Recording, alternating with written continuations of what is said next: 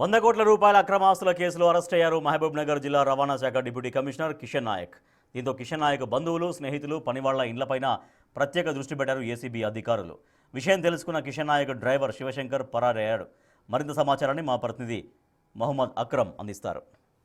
నగర్ జిల్లా రవాణా శాఖ డిప్యూటీ కమిషనర్ కిషన్ నాయక్ ఇంట్లో మంగళవారం అంటే నిన్న సోదాలు జరిగాయి. ఏసీబీ రైడ్లు దాదాపు మార్కెట్ వాల్యూ ప్రకారం 100 కోట్ల అక్రమ ఆస్తులు ఉన్నట్లు కూడా ఏసీబీ అధికారులు అయితే గుర్తించారు. ఏకకాలంలో 12 ప్రదేశాల్లో జరిపినటువంటి ఈ సోదాల్లో అతని బంధువులు, స్నేహితులు, అదేవిధంగా తన దగ్గర పనిచేసే వాళ్ళ ఇళ్లలో కూడా సోదాలు జరిగాయి. ప్రస్తుతం మనం కిషన్ నాయక్కి సంబంధించినటువంటి ప్రైవేట్ డ్రైవర్ వాళ్ళ ఇంటి వద్ద ఉన్నాము. డ్రైవర్కి సంబంధించినటువంటి ఇల్లు అల్వాల్లో ఉంది. ఒకసారి మనం అల్వాల్లో ఉన్నటువంటి తన ఇంటి వద్దే ఉన్నాము. ఒకసారి మనం చూస్తున్నటువంటి ఇంత అందమైన ఒక భవనం, డూప్లెక్స్ బిల్డింగ్, ఒక సాదా సీదా డ్రైవర్ది అంటే నమ్మశక్యంగా ఉందా అంటే ఎస్, ఇది ఒక డ్రైవర్ ఇల్లు. డ్రైవర్ ఏనుగు శివశంకర్ తను ఇక్కడ కొన్ని సంవత్సరాల నుంచి కూడా నివాసం ఉంటున్నాడు. తన సొంత భవనము మనం చూసుకోవచ్చు. సాధారణంగా ఒక డ్రైవర్ ఇల్లు అనంటే ఒక మిడిల్ క్లాస్ ఇల్లులా ఉంటుంది. కాకపోతే మనం విజువల్స్లో చూసుకున్నట్టు ఇంత అందంగా కూడా డూప్లెక్స్ బిల్డింగ్ నిర్వహించి కిందకి రెంట్ కూడా ఇస్తున్నట్టు కూడా తెలుస్తోంది. అంటే వీళ్ళ సార్ ఏదైతే ఉంటున్నారో ఆ కిషన్ నాయక్ ఏ లెవెల్లో కూడా అక్రమాస్తులు చేస్తున్నారో కూడా ఒక్కసారి మనం ఊహించవచ్చు.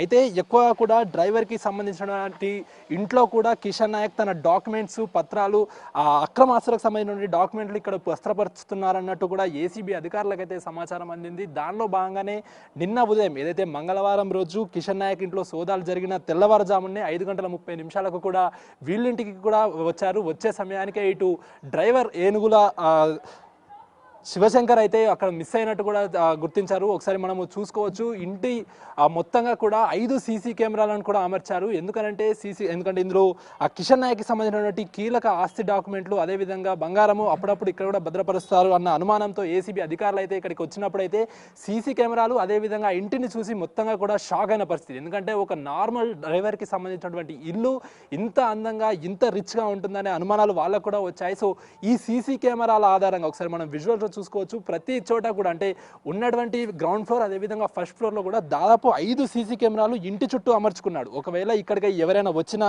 అంటే అనుమానాస్పదంగా ఎవరైనా వచ్చినా కూడా పోలీసులు వచ్చినా, ఏసీబీ అధికారులు వచ్చినా, మీడియా అధికారులు, మీడియా ప్రతినిధులు ఎవరైనా వచ్చినా కూడా తను ఇంటి దగ్గర నుండే అంటే తన మొబైల్ ద్వారానే మానిటర్ చేసే విధంగా కూడా తను మొత్తంగా ఆ సీసీ కెమెరాలను అమర్చిన పరిస్థితి అయితే కనిపిస్తుంది. ఎందుకంటే కీలక డాక్యుమెంట్లు వాళ్ళ సారు కిషన్ నాయక్ సంబంధించినటువంటి కీలక డాక్యుమెంట్లు ఇక్కడ ఉంటాయి కాబట్టి సో ఆ విధంగా కూడా సీసీ కెమెరాలు అమర్చాడు. ఈ సీసీ కెమెరాలు చూసినటువంటి ఏసీబీ అధికారులు అయితే అనుమానాలు ఇంకా ఎక్కువగా వ్యక్తం చేశారు. అసలు ఎందుకు ఇన్ని సీసీ కెమెరాలు పెట్టుకున్నాడు, ఏంటి ఇంత రిచెస్ట్ ఇల్లు తనకి ఎక్కడి నుంచి వచ్చింది, తను సంపాదిస్తున్నాడు ఎవరైతే కిషన్ నాయక్ అక్రమంగా సంపాదించినటువంటి ఆస్తులో తను బినామీగా కూడా వ్యవహరించి తిన దగ్గర కూడా ఏమైనా పెట్టుకున్నాడా అనే దానిపైన కూడా అనేక అనుమానాలు వ్యక్తమవుతున్నాయి. సో ఒకసారి ఒక విజువల్లో చూసుకుంటే ఇది ఫస్ట్ ఫ్లోర్, అదేవిధంగా గ్రౌండ్ ఫ్లోర్ ఉంది. గ్రౌండ్ ఫ్లోర్లో వేరే ఫ్యామిలీకి అయితే రెంట్కి ఇచ్చారు. అయితే ఆ ఫ్యామిలీకి 2 సంవత్సరాల క్రితం రెంట్ కోసం వచ్చినప్పుడు నేను ఒక సాఫ్ట్వేర్ ఉద్యోగిని, ఈ ఇల్లు నాదే అన్న విధంగా కూడా తను చెలామణి అయ్యాడు. అంటే ఒక సాఫ్ట్వేర్ ఎంప్లాయీలా చెలామణి అయ్యాడు. తను డ్రైవర్ అని చెప్పకుండా సాఫ్ట్వేర్ ఎంప్లాయీగా కూడా చెలామణి అయ్యి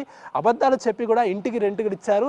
అయితే దీనికి సంబంధించిన ఎవరైతే కిషన్ నాయక్ ఇంట్లో జరిగిన ఏసీబీ సోదాల పైన అయితే అనేక అనుమానాలు వ్యక్తం అవుతున్నాయి.